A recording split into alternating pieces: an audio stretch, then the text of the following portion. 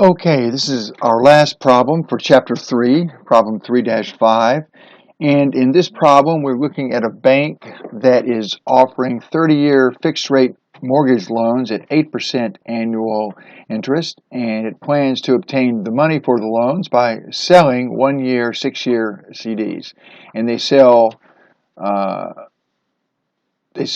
million worth of the CDs, and homebuyers take out $1 million worth of 8% 30-year fixed rate mortgages. So do they make a profit or do they suffer a loss? So this is pretty simple math, since it's a simple interest. We're not worrying about compound interest, which would be a little more complicated. So we just simply take the amount that the bank takes in, which is the amount that they sell in CDs.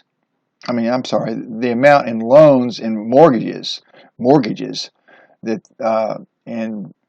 that they're lending out. They're lending out $101 million in mortgages, and the return on that is 8% interest annually, and they're having to pay a return of 7% on the CDs to their depositors. So that if we just do the math, we find that they're going to make annually a $10,000 profit. Now, in the second part of this problem, we're being asked what would happen if the interest rate that they had to pay out on the CDs increased from 7% to 9%.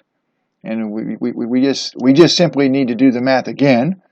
And without even doing it, you can, with the principal amounts being the same, you know that if they're having to pay out a higher interest than the return on their mortgages, then they're going to suffer a loss, which they do.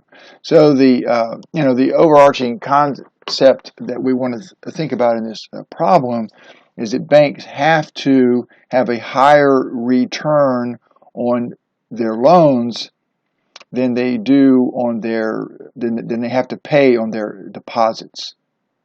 Okay, so that wraps it up for Chapter 3 problems. One thing I do want to say is, please don't get a sort of a false sense of security that every chapter is going to be this quick and this easy, because it's not. We'll get into some more, it's going to get harder as we go, so get in the habit of setting 3 or 4 hours a week, of planning to work on this 3 or 4 hours a week, so that you can keep up with everything and not get behind. Okay, have a great week.